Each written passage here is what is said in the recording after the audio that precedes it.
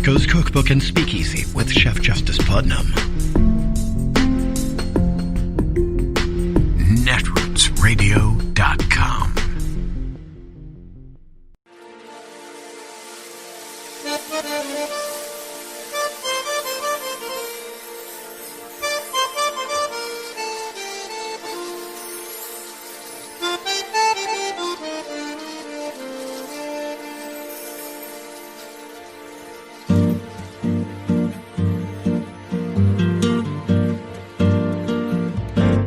Je voudrais du soleil vert, des dentelles et des théières, des photos de bord de mer, dans mon jardin d'hiver.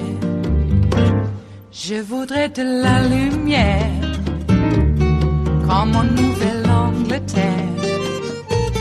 Je veux changer d'atmosphère, dans mon jardin d'hiver.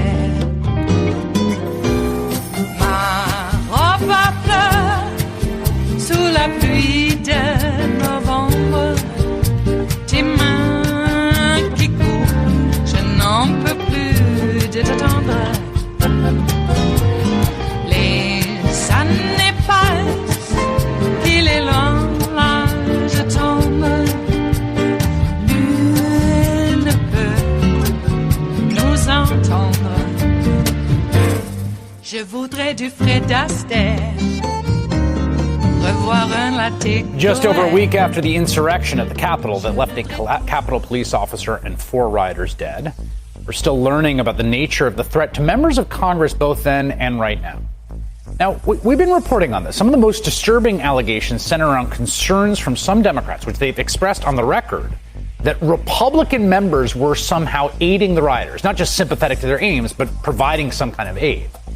Yesterday, Democratic Congresswoman Mikey Sherrill, herself a former Navy helicopter pilot, sent a letter to the acting sergeant at arms and Capitol Police signed by more than 30 of her colleagues requesting an investigation into, quote, suspicious behavior and access given to visitors to the Capitol complex on Tuesday, the day before the attacks. She elaborated her concerns to Rachel Maddow last night. It was so odd to see them that my chief of staff called the sergeant at arms to say, what is going on? And he reiterated the only way these people could have gotten into the Capitol complex was with a member or that member's staff. And we now know that those violent groups that attacked the Capitol complex had inside knowledge of the Capitol grounds. Speaker Nancy Pelosi thought there was enough reason to be concerned about the people sitting across the aisle that after several Republicans bullied their way through the newly installed metal detectors on the way to the floor, she announced any member who refuses to be screened will be fined $5,000 for the first offense and $10,000 for a second. And even though we are not close to knowing all the facts about the assault on the Capitol, the more we learn, the more it does seem like there was possible intelligence gathering and coordination between the rioters. What's the floor plan? There's a door to the right. Let's come. Going downstairs, back, moving around, door beneath us. Hey guys, I've been in the other room. Listen to me.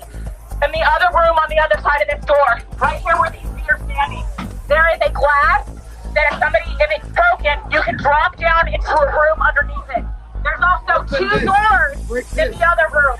One at the rear and one to the right when you go in. So people should probably coordinate together if you're going to take this building.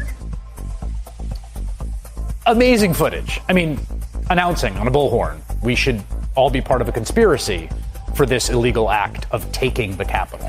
Now, to be clear, it is unclear when that woman on the bullhorn, when she was in the other room, or how any of them that got this information. But their clear understanding of the Capitol's layout is pretty disconcerting. I mean, maybe there's an innocent explanation, which is that they've broken in and we're just reporting it, or maybe not. Meanwhile, even some Republican members of Congress are concerned for their safety. I mean, here's what Congressman Peter Meyer, who voted to impeach Trump, and Congressman John Curtis, who refused to object to the electoral count, said on this network just today. I have colleagues who are now traveling with armed escorts out of the fear for their safety. Many of us are altering our routines, working to get body armor, which is a reimbursable purchase that we can make. It's sad that we have to get to that point, but our expectation is that someone may try to kill us. This was dropped off at my office just a few minutes ago, and I know my colleagues are very, very concerned. It's just a very troubling time for all of us. Can you show that again? That was dropped off at your office? Is that in the Capitol? So that was taped to my office door just a few minutes ago. Sorry, in case you missed it, the note to Congressman Curtis, who voted against impeaching Trump, reads, wanted for treason for resisting the true victor Trump and willful failure to stand up to object to the corrupt and vitiated states. It was pinned to the door of his Utah office. His only crime, voting to certify Joe Biden as our next president. NBC News policy editor Benji Sarlin has a new piece out tonight titled, Some Democrats in Congress Are Worried Their Colleagues Might Kill Them. And he joins me now. And I feel like that headline says a lot, so explain. Well, I've been covering the Hill a long time, the last 11, 12 years, and I've never seen anything like this, nor have people I've talked to who are veterans, which is members right now are not talking about, I'm worried my colleagues will get me killed in some indirect sense. Like their rhetoric might inspire someone, or their support from the president, who they believe incited the riot, might contribute, to a similar insurrection-style attack. They are worried that members, quite specifically, either participated in the attack itself or future ones, or are so radicalized by some of the more further far-right conspiracies out there, especially QAnon, that they might become a danger themselves. Now, Chris, I want to be clear. There is no evidence right now that any member was directly involved in the attack. There are members calling for investigations. Yep. And I talked to some of the members who have been brought up the most. Their offices deny any involvement with violence, any involvement with QAnon, though some of them have made extremely supportive comments in the past, especially Congresswoman Marjorie Taylor Greene, who has gotten the most attention. But the atmosphere of fear right now is like nothing that's ever been seen. Members just a week ago were huddling for their lives. Some of them, like Alexandria Ocasio-Cortez, said they had moments where they feared for their lives. But she also mentioned that one of the reasons she was scared is that she was afraid that there were radicalized members sheltering with her who might give away her location. This is what's going through members' heads as they walk down the halls every day to go to work with these people who are their colleagues. It's just an absolutely insane situation in an American democracy. And adding to it is this sense of dread that's also mixing with Second Amendment politics, right? Which is the insurrection came just as one of the members they're most concerned about, Lauren Boebert, was pushing to carry a firearm around the Capitol as an exercise of her rights. After the attack, another member who spoke at the 1-6 rally, Madison Cawthorn, said he was armed during the attack. So metal detectors are going up, and members, the reason those are going there, it's not normal to have metal detectors on the floor, is at least partly because there is some kind of fear amongst the caucus that their own colleagues might be coming in armed and that they can't trust them with a gun. So I do not know how they get back to anything resembling a normal workplace, let alone the legislative body of the greatest democracy in the world, while this fear is out there right now. Yeah, we should know. I mean, the intersection of the Second Amendment politics are a key part of this right now, because it's come to a head on those metal detectors, which have become the physical instantiation of the fear, right? I mean, this is Marjorie Taylor Greene, Facebook post back in September, which got a lot of attention at the time, which is like her posing with a gun next to the squad. And again, it's like, right, the gun is kind of her thing. She's a Second Amendment person, but you could understand at the time it was like, well, that feels like kind of a violent threat. And I think after a bunch of violent mob storms the Capitol urged on by like members of the right, there's a lot of frayed nerves in that building right now. And then you've got people saying like, it is our right to bring our guns onto the floor, and we will sidestep this metal detector. It is Friday, the 15th of January of 2021, and you are in West Coast Cookbook and Speakeasy. I am your chef de cuisine, Justice Putnam. Gunner, the English bulldog, is our snoozing sous chef, and our daily special is Blue Moon Spirits Fridays. Yes, we made it. The French 77s are, well, virtually poured and ready for your imbibing pleasure. Why? Because we are all Nighthawks in the Diner of Life. Oh my. Well, only days left now until the Orange Menace is, he won't be menacing us from any official capacity. At least we got that going for us. Looks like the insurrection is continuing. The appointed suspects, appointed? Well, the suspects are doubling down. They are intent on, finishing the job. So, and what is the job? They're white nationalists. They are fascists. I think we have an idea of what they would surmise finishing the job is. But we're not going to let them, because we're going to finish the job on them. And I hope this is a lesson to us all right? All these arguments about it's wrong to go out there and tell people to punch a Nazi. Yeah, look where it got us. All right? Germany never backed down from punching Nazis, and now it's illegal to be a Nazi. Oh, I know you would say or argue that you're trying to criminalize the Republican Party. Well, if they become Nazis, all right? They're Republican in name only. Sounds and looks to me like they're a bunch of Nazis. Did anybody on our side beat a cop to death after the email lady lost? You know, Hillary. Anybody? No. In fact, they're still blaming Antifa, whatever that is. In fact, the guy who beat the cop with the flagpole said, I thought the cop was Antifa. Okay, but you can't tell them or tell people that they've been brainwashed. You got Matt Gaetz on the floor of the House screaming about his Antifa and the violent left after Trump supporters ransacked the Capitol. I think that's called confirmation bias. If you were a professional, I call it the guy's a seditious bastard and there are penalties for sedition. I might make a small quibble with law enforcement's assessment that the insurrection is ongoing. I would say that the insurrection is now an insurgency. Because we have electeds, and I'm looking at you, Berbert. Yeah, she was out there whining that, this Democratic congressperson outed me and publicly shamed me and said that I was a fault and I was in cahoots with my constituents outside of the Capitol that day. I mean, she's the one who said it, all right? And now she's getting death threats or something. I don't know. I mean, I've been tweeting out, arrest Squeaky Berbert. Arrest Squeaky. And so I think she outed herself. Uh-huh. And so since we have newly electeds that apparently gave guided tours to the militias, she's like been photographed with 3%ers and Proud Boys in Colorado.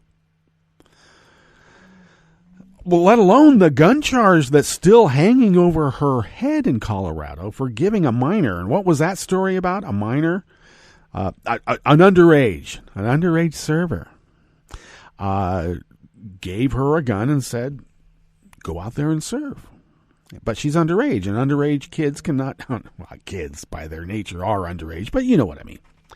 By law in Colorado, are not allowed to pack. So she violated a law. She corrupted the morals of a minor, you could say. Just like all these QAnon people say that we're doing to them. I'm quite afraid that this lady and this Marjorie Greene, I'm actually afraid that they are eating babies and drinking baby blood. They accuse the Democratic members of doing that. We Democrats are all part of a vast pedophile conspiracy run by George Soros, so don't say it's anti-Semitic either. Okay, they'll let you know it's not anti-Semitic because he's from Hungary. What?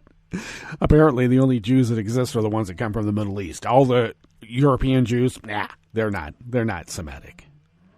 Okay, Ashkenazi? Can we say that? Anyway, I fear that they are projecting, and they are the ones that are drinking baby blood and eating babies in the basements of pizza joints. Look at that Marjorie Green lady. I think she is. Scary. No wonder. And we're going to get into this a little bit more, even though it was at the top, that Democratic Congress members fear their Republican counterparts because they fear that that the Republicans will kill them. They've become an extremist party. The wigged out party, I say. They're not wigs, they're wigged out. Got to come up with a better moniker, but, something like that. Wigged out white people. Wop. Oops. No, maybe not. Wop. Okay, enough of that, because once we start doing that, we fall into, a big deep hole, and we want to be able to get out. Okay, so at least we got something something to look forward to, and that is inauguration next week. 20-some thousand now? It's 27. Did I hear 27,000? Well, it's over 20,000 National Guardsmen are there. I hope they've been vetted. I've already seen not just one, but several photographs of National Guardsmen with a thin blue line patch on their backpacks. How is that government issue? I don't understand. Are they able to personalize their backpacks like that? I thought that was part of their uniform. Anyway, I would probably have a talk with them and find out, what do you mean by Blue Lives Matter? What do you mean by that? Because we need to scrub. Some people call it a purge. I like scrub. We need to scrub the military. Every law enforcement agency everywhere in America, we need to scrub them of white nationalists, Nazis, fascists, and if that means Trump supporters, we're going to have to at least put them on suspension. All right? Or maybe some sort of special oversight. Have internal affairs investigate. Maybe have an interview every now and then. Maybe we could set up some sort of mental health help, because it is also a mental health issue. That is what brainwashing is. That's why they call it brainwashing. They now need mental health help. And I'm not talking about, any kind of Brave New World. I hate the idea of behavioral modification drugs used in these instances, and I hope that's not the case. I think the way that you win hearts and minds is, let's show some puppy movies for a while. Mellow them out. They're so agitated. And I guess the other thing we need to do is, stop whining about yourself. I thought you're alpha. Oh, this whining is not alpha. Please. By your own construct. Please live by it. Well, and I don't know. Maybe better wealth equality might be, something we could work on. Though I know that they're going to hate that, because by and large, the maggots are not poor, toothless people, even though we like to say they are. No, they are actually people of means, which just goes to show you don't need to be smart to make money. Jeez. I learned that when I was a kid. Growing up, there was some sort of belief that if you were able to make money, you were able to tap into the secrets of the universe, that you had a moral clarity. And I found out, boy, that's not true. Yeah, I work for so many dimwits. But, everybody's trying it out. Everybody wants to be an entrepreneur. Everybody is, a CEO in their castle. All right. Maybe if we started thinking more about the neighborhood instead of, building walls around our houses. I want to go back to the urban planning aspect and just, planning in general, where in America we didn't have walls. We opened up the front of our houses to the street. I'd like to get back to that. Oh, and how about this, too? Can we maybe change the law enforcement from warrior cops into something, The idea of a beat cop, maybe we don't want to call him that anymore. Beat cop, you mean they're going to beat us? But, someone who, walks in the neighborhood even. They could do that. They could.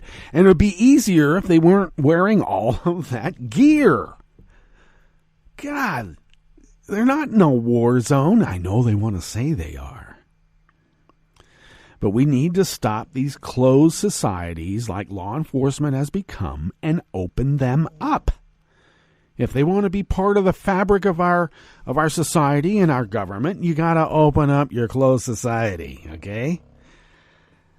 Otherwise, you become the Masons, and then the next thing you know, there's conspiracy theories about the Templars. Once they start talking about the Templars, then you know it's really off the deep end. Every time. Well, what's on the rest of the menu here? As we finish up the week, are you waiting for weekends now where they were actually days of rest? Remember those? Well, you could actually get things done, too, instead of worry and then get dumped on Friday night with all this terrible news. Well, I'm looking forward to those days, and I think they're going to start pretty soon. And we'll get into Joe's stimulus package next week a bit. Now, those are obvious news stories. And I like to get to some of the not so obvious, even though there's some that are obvious that keep, beat me in the face with a flagpole. Why the American flag on it?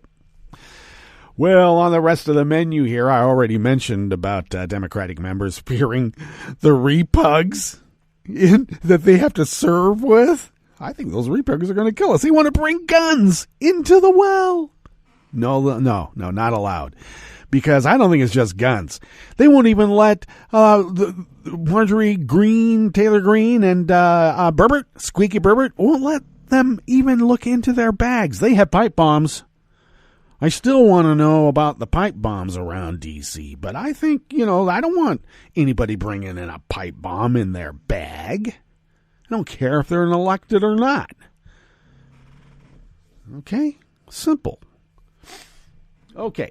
On the rest of the menu here in the Bistro Cafe, part of West Coast Cookbook and Speakeasy, black activists are pushing back against the growing white nationalist narrative that equates the seditious Capitol siege with the Black Lives Matter protests for racial justice. Yeah, they're going to compare those and equate them as the same. No, they're not. Several Arizona lawmakers figure prominently in the D.C. insurgency, and indeed they do. It's an insurgency. FBI? Yeah, I know you say that the insurrection's still going on. It is an insurgency when you have electeds involved.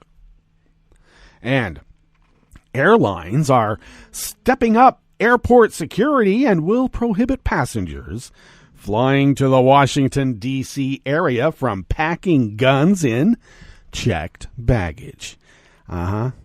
It's the magic hand of the market at work.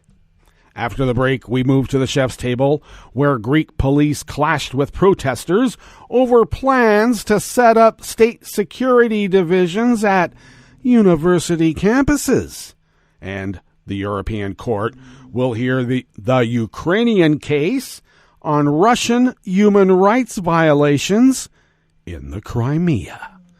All that and more on West Coast Cookbook and Speakeasy. Bon appetit.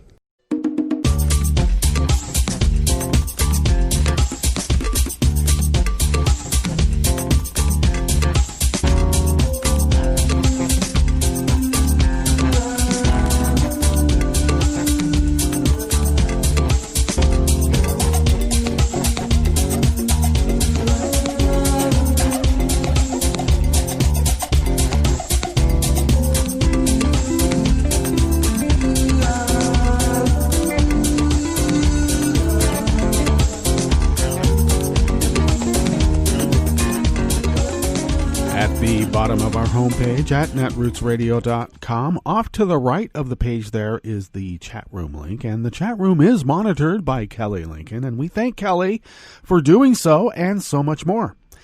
If you would then take a look to the leftish of the page there, near the bottom of our homepage at netrootsradio.com, there's the link to our Patreon page.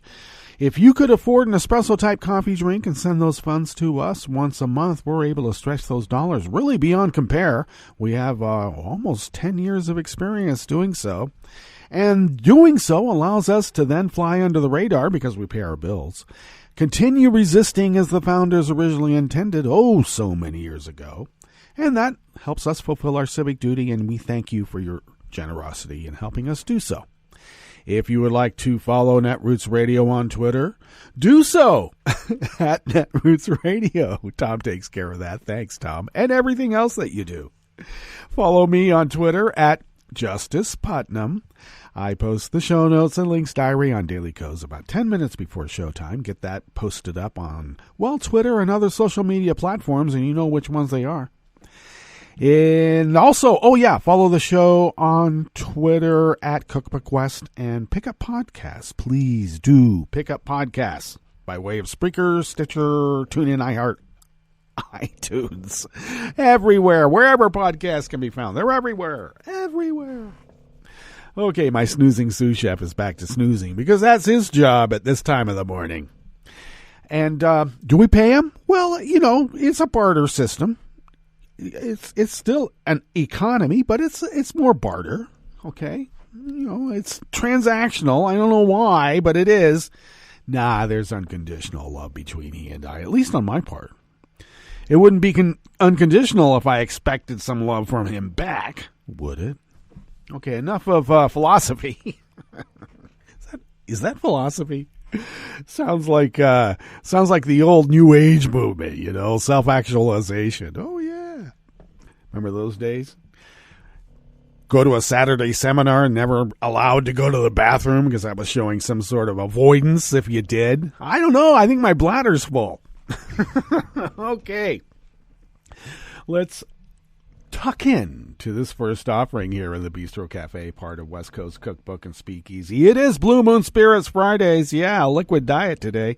Frank 77s are the cocktail of choice here in the Bistro Cafe of West Coast Cookbook and Speakeasy. Also back there at the chef's table, too.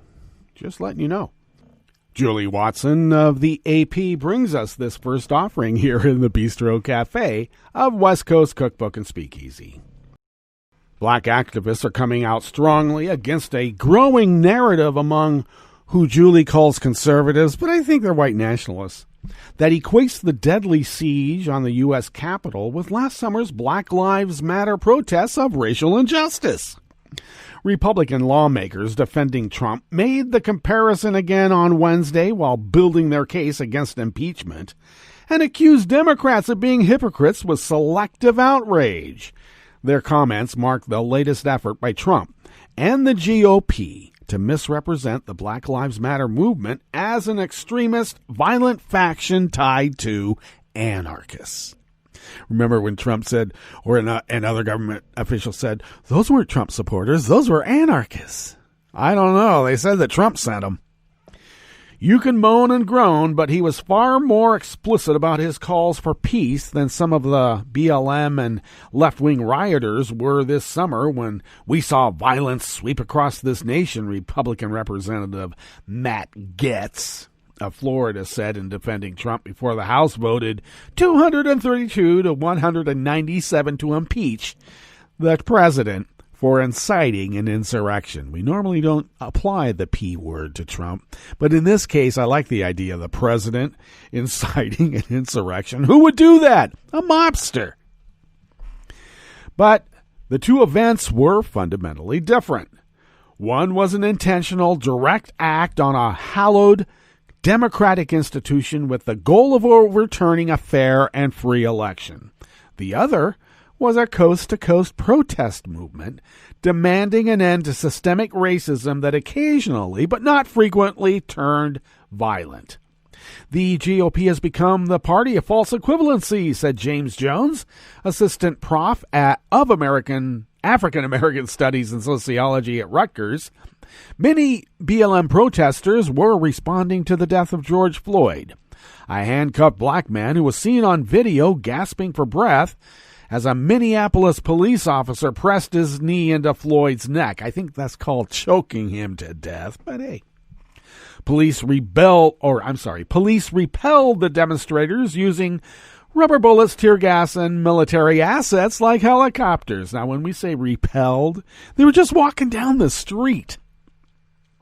And how did the fire start? Well, I got to tell you, agent provocateurs. I mean, there's the famous one of the guy with the gas mask on and the umbrella breaking into, I think it was AutoZone or something like that. One of those type of retail outlets. So let's be clear. These violent protests turned violent because of the violent reactions of the cops. Repelling protesters? They were peaceful. And they used helicopter. Well, I forgot. They're black, and you never know when a black person's going to hulk up. And you get, I don't know, tens of thousands of them, say, for, argument's sake. And that's a lot of hulking up. No army could stop that, so stop them before they hulk up, apparently.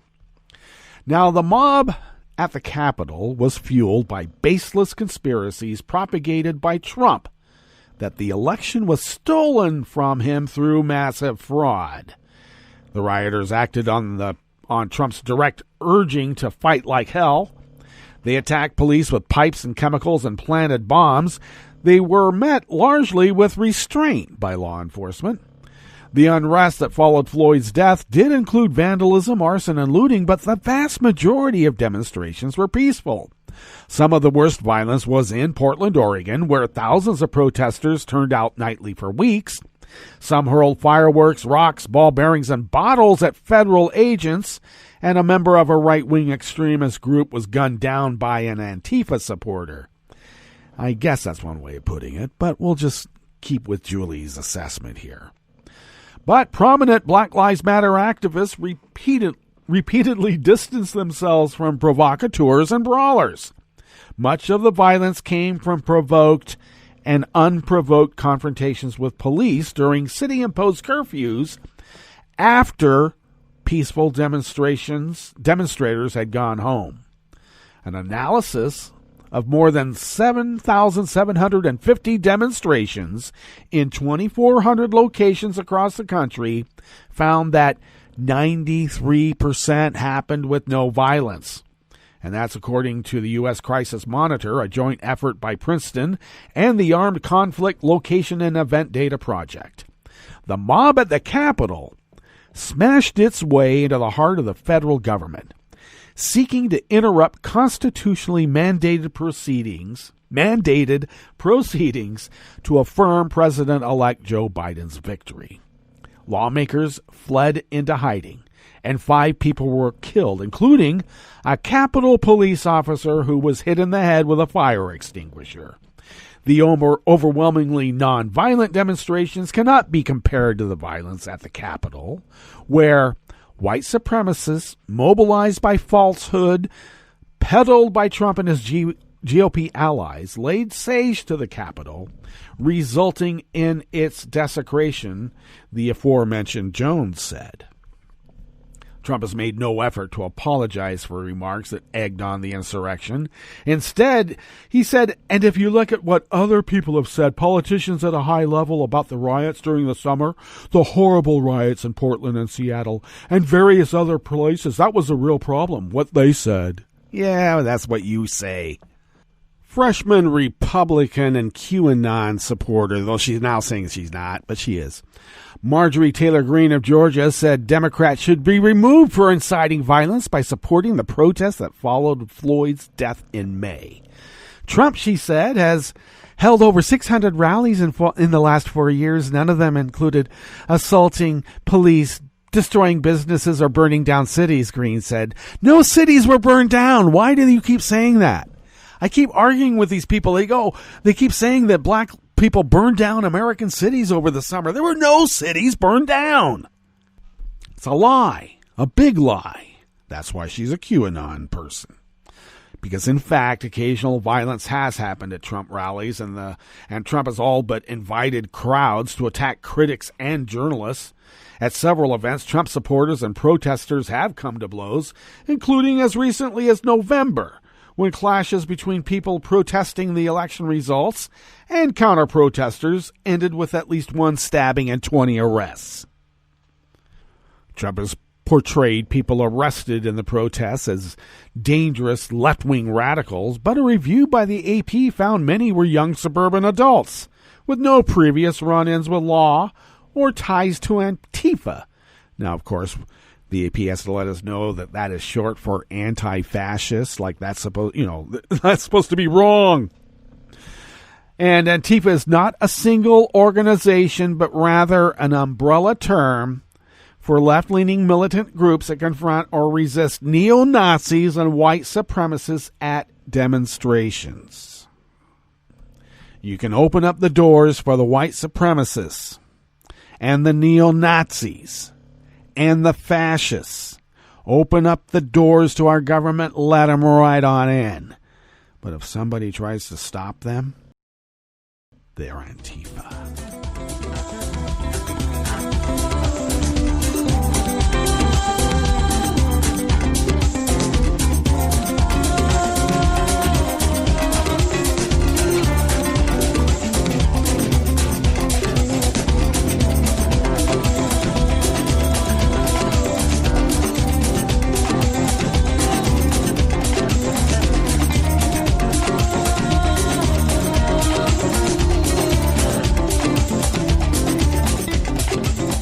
Jonathan J. Cooper of the AP brings us this next offering here in the Bistro Cafe of West Coast Cookbook and Speakeasy.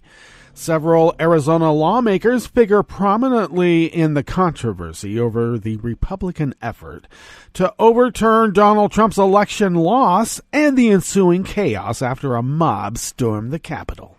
From raising objections to the state's election results to attending or potentially helping to organize the violent rally, Arizonans are playing an outsized role in the recriminations that have marked the final weeks of Trump's presidency. Some of their actions have brought formal complaints and demands for an investigation from Democrats. Arizona was a hotbed for GOP election denialism long before Trump supporters broke into the Capitol and halted the formal certification of Biden's victory. Several state lawmakers began questioning the result almost immediately after it became clear that Biden had narrowly become the first Democrat to win Arizona since 1996. There is no evidence for allegations of fraud, but they were aired during a meeting at a Phoenix hotel with Trump's lawyers Rudy Giuliani and Jenna Ellis. Two Arizona congressmen, Representatives Andy Biggs and Paul Gosar, carried the allegations to the Capitol on January 6, when lawmakers meant to count the Electoral College votes. Biggs and Gosar were among the lawmakers who objected to counting Arizona's 11 votes in Biden's column, touching off 2 hours of debate that was interrupted when the mob broke into the Capitol. They ultimately voted to reject Arizona's votes along with Representative Debbie Lesko. Biggs and Gosar have received national scrutiny after a pro-Trump activist named Ali Alexander said they were among 4 lawmakers who helped him plan the January 6 rally that led to the siege on the Capitol. A spokeswoman for Gosar declined to comment, but a spokesman for Biggs has rejected the suggestion that the congressman was involved. Biggs is not aware of ever meeting Alexander, the spokesman Daniel Stefanski told the Arizona Republic. He did not have any contact with protesters or rioters, nor did he ever encourage or foster the rally or protest, Stefanski said, adding that those who were violent are solely responsible for their crimes. Yeah, that's what they said about Lieutenant Calley, too, huh?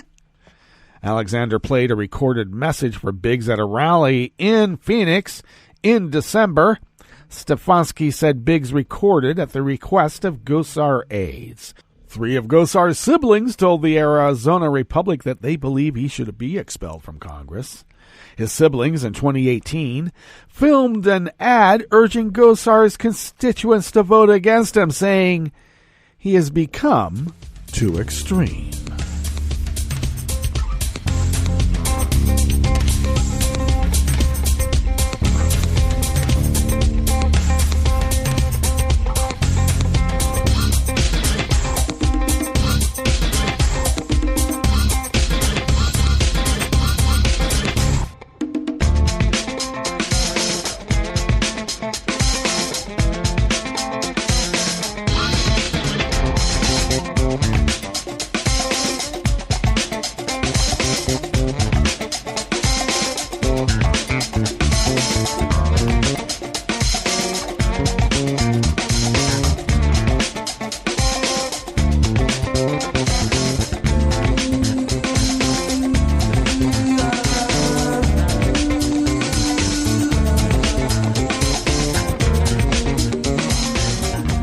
Koenig of the Associated Press brings us this final offering here on the Bistro Cafe of West Coast Cookbook and Speakeasy Blue Moon Spirits Fridays.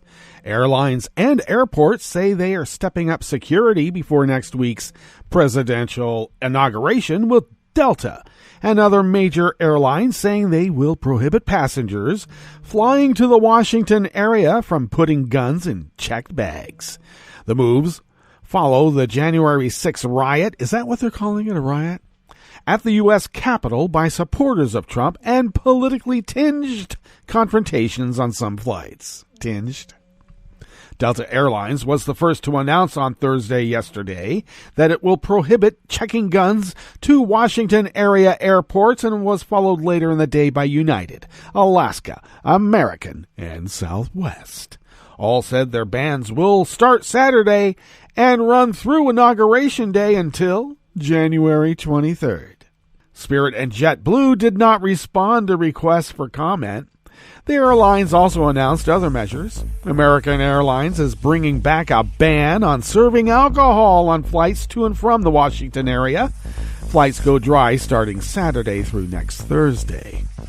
Several airlines are moving crews out of downtown Washington hotels for their safety. Well, it's not Antifa's fault, is it now?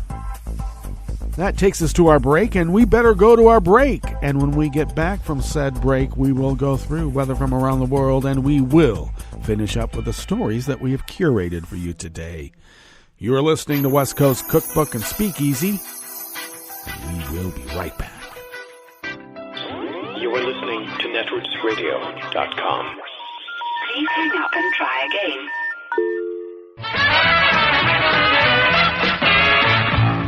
From a point at sea to the circles of your mind, a new force is at work for planetary transformation. New radio for a new Earth.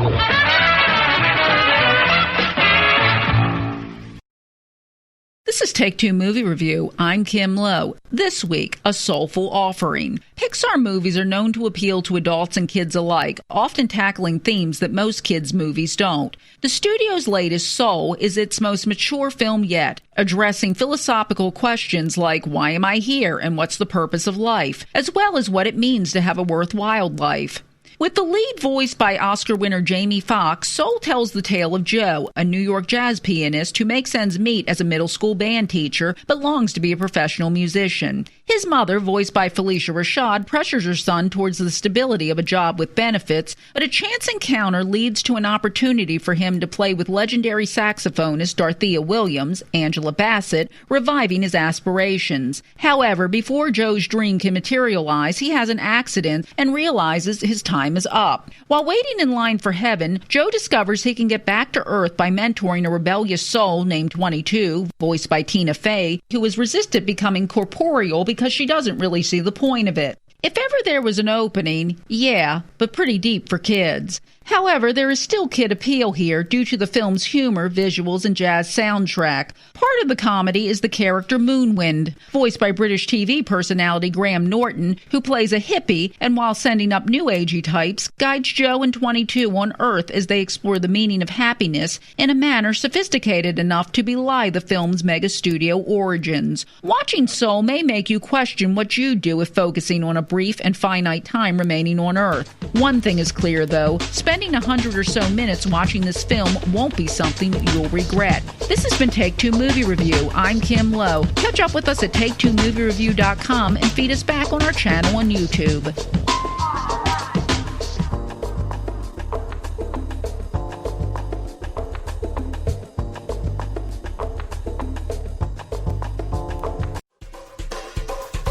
This is Scientific American's 60-Second Science. I'm Christopher Intagliata. The pandemic has transformed lives and livelihoods, but it's changed the little details too, like the language we use, peppering our everyday speech with scientific terms like social distancing, super spreader, and asymptomatic. Yeah, I mean, we've all had to become amateur epidemiologists, I suppose, and familiarize ourselves with these terms that normally you would expect just to be in some journal article somewhere. Ben Zimmer is a linguist and language columnist for the Wall Street Journal. He says a lot of the words that came up fresh to many people in 2020 had existed in scholarly literature for decades. So, for instance, contact tracing is actually attested from 1910. There's an example from an Australian medical journal talking about school epidemics back in 1910, and they're talking about contact tracing as something that the school nurse would need to do to figure out who had been infected. And the term quarantine, which derives from a Renaissance-era Italian word meaning a 40-day waiting period for ships arriving from plague-stricken ports, dates back centuries, but it took on new life during the pandemic. Everybody's talking about quarantining, and then it starts generating all sorts of new forms as well. You can drink your quarantini, you can grow a quaran beard, and on and on and on, as people got creative by taking these words and forming innovative new expressions out of them. Zimmer also chairs the New Words Committee for the American Dialect Society. At a recent virtual meeting, they voted on the 2020 Word of the Year. Selecting from candidates like doom scrolling or social distancing and unprecedented, the group ultimately chose a different word, which, unlike the others, was newly coined in 2020 and truly defined what turned out to be a terrible year: COVID. Thanks for listening. For Scientific American's 60-Second Science, I'm Christopher Intagliata. Hi, I'm Tom Hartman, and since you're listening to netrootsradio.com, show your progressive side and go to the donate button on the bottom of the homepage. It's progressives like you who power Netroots Radio and keep the progressive message beaming everywhere 24 hours a day. Just go to our donate button at the bottom of netrootsradio.com. Thank you for keeping progressive radio at full power.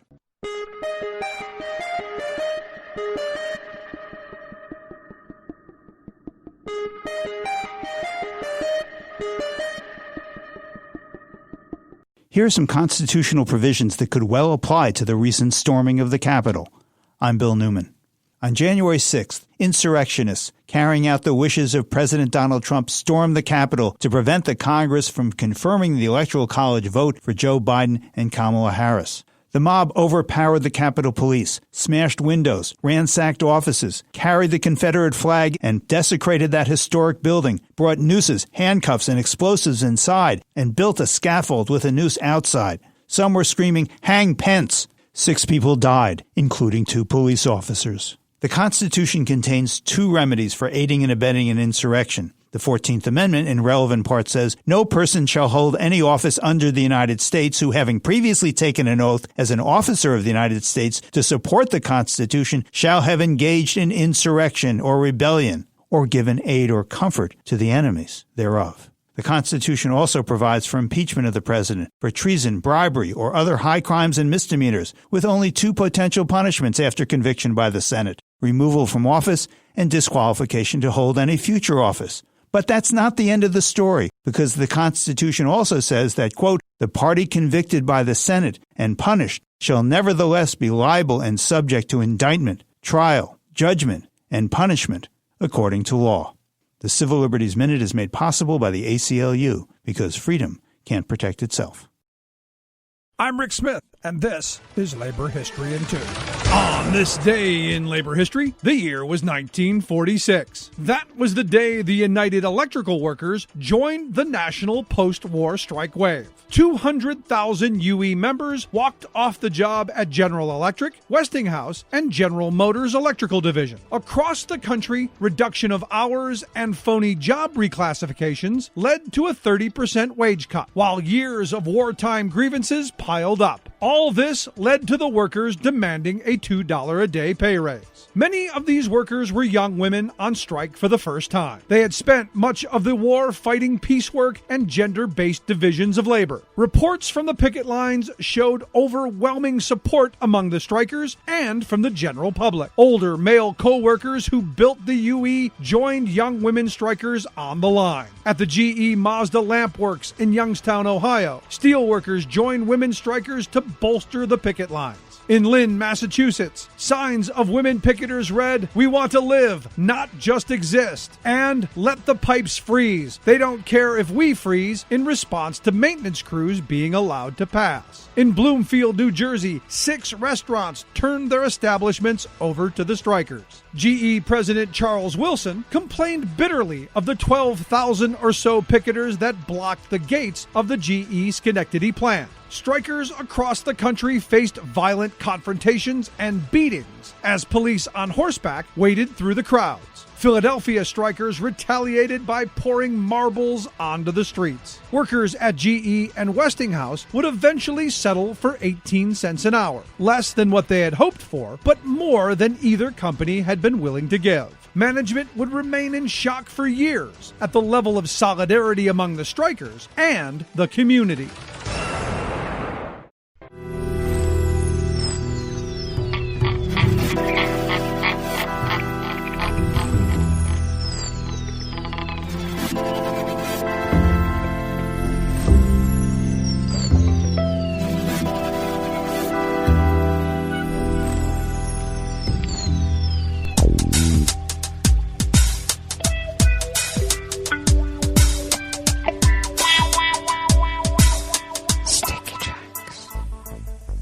Thank you for accompanying us here to the Chef's Table at West Coast Cookbook and Speakeasy Blue Moon Spirits Fridays, because we are all Nighthawks in the Diner of Life. We always begin, whether from around the world, along the banks of the Rogue River, in the Rogue River Valley of Southern Oregon on the west coast of the continental United States of America, where it is currently 41 degrees Fahrenheit, expected to be a tad cooler than yesterday. We did bump up around 58 degrees ever so briefly. We're only expecting to have a high today of about 52, and it looks like we'll have gusts of over 1 mile per hour. Oh my. And cloudy with periods of light rain in the morning, which is happening right now at this very moment. And winds will be light and variable with an occasional gust of 1 to 2 miles per hour. Oh my. Fairly cloudy skies tonight. Early will give way to cloudy skies late, with lows in the low 40s. Mostly cloudy skies tomorrow early on Saturday, then partly cloudy in the afternoon with highs in the mid-50s. We're not seeing any measurable precipitation until the middle of the week, but by the end of the week, it looks like we may dip down into the nighttime temperatures to have snow, and we're looking to have a bit of snow. We'll keep track of that. Confirmed coronavirus cases in Jackson County in the southern part of Oregon now stands at 6,757 with 82 confirmed deceased. I still think those are vast undercounts. Pollen is rated at none right outside the window here at the mothership. The air quality index in the region is good at 26 parts per million, and the daytime UV index is low at 2. Barometric pressure is falling at 30.4 inches. Visibility is down to 3/4 of a mile, and relative humidity is at 100%. Weather from around the world is brought to you by people's personal weather stations that they purchased. These people planted these purchased personal weather stations somewhere on their property, and these people positively live around the world. London is 39 and mostly cloudy. Paris is 37 and cloudy. Rome is 53 and sunny. What the hell is going on? It's wintertime still. Kyiv is 14, that's 14 degrees and mostly cloudy. Kabul is 38 with its winter smoke. Hong Kong is 54 and clear. Tokyo is 42 and partly cloudy. Sydney, Australia is 71 because they're in summertime now and they're clear. San Francisco, California is 50 degrees with fog and a fog advisory. And New York is 41 degrees Fahrenheit and cloudy. And that is weather from around the world, brought to you by people's personal weather stations that they purchased. These people planted these purchased personal weather stations somewhere on their property, and these people positively live around the world.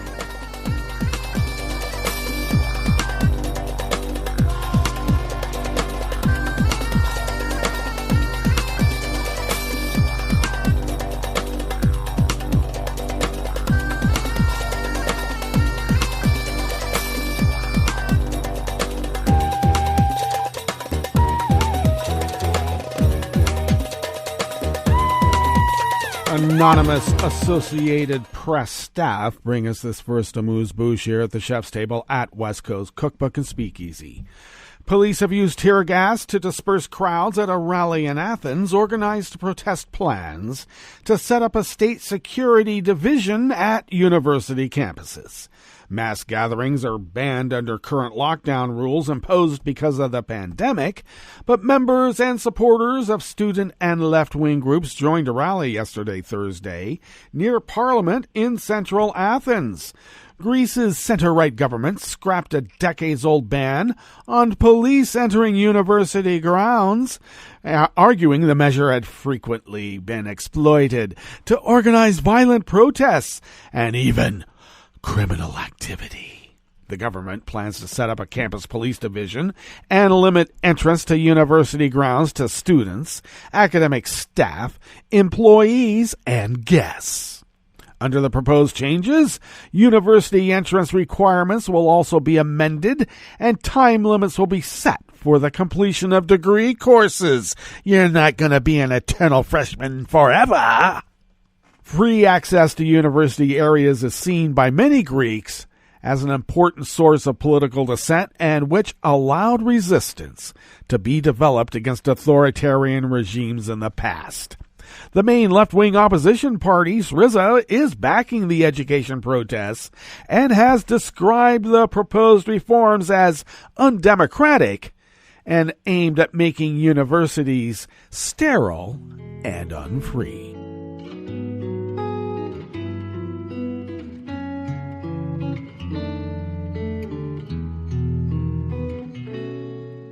Je te donne, c'est mon amour pour la vie entière.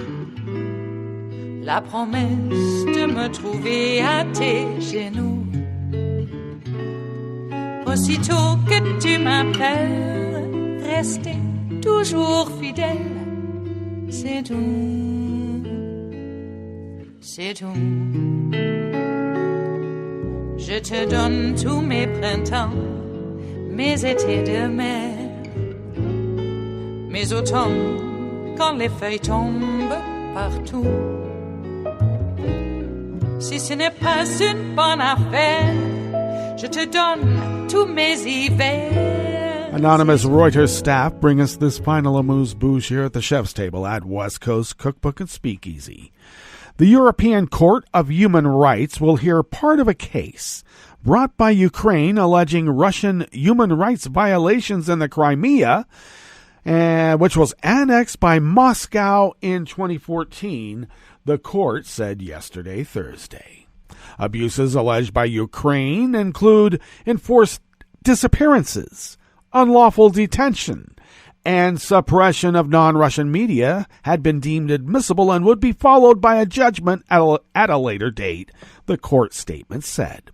The court also said there was not enough evidence for Ukrainian allegations of a pattern of killings and shootings and detentions of foreign journalists or the alleged confiscation of Ukrainian soldiers' property. Relations between Ukraine and Russia collapsed after Moscow's annexation of Crimea and support for separatists in the Donbas conflict in eastern Ukraine that has killed 14,000 people since 2014. Well, that brings us to the end of our broadcast period for the day and the week, but you do know Netroots Radio will broadcast on, and we're going to meet up on Monday for River City Hash Mondays. There's only a couple of days left until a new world. Thank you, Joe.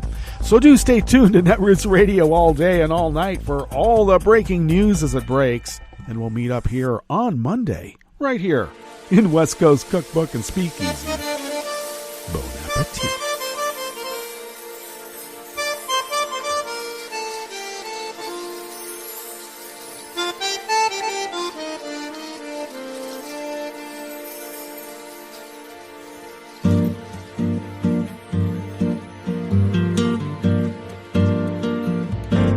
Je voudrais du soleil vert, des dentelles et des théières, des photos de bord de mer, dans mon jardin d'hiver. Je voudrais de la lumière, comme en Nouvelle-Angleterre. Je veux changer d'atmosphère, dans mon jardin d'hiver. Ma fleur sous la pluie de novembre, tes mains qui courent, je n'en peux plus de t'attendre. Les années passent, qu'il est loin, là je tombe. Nul ne peut nous entendre. Je voudrais du Fred Astaire, revoir un latte Goël. Je voudrais toujours te plaire dans mon jardin d'hiver. Je veux déjeuner par terre, comme au long de golfe clair, t'embrasser les yeux ouverts dans mon jardin d'hiver.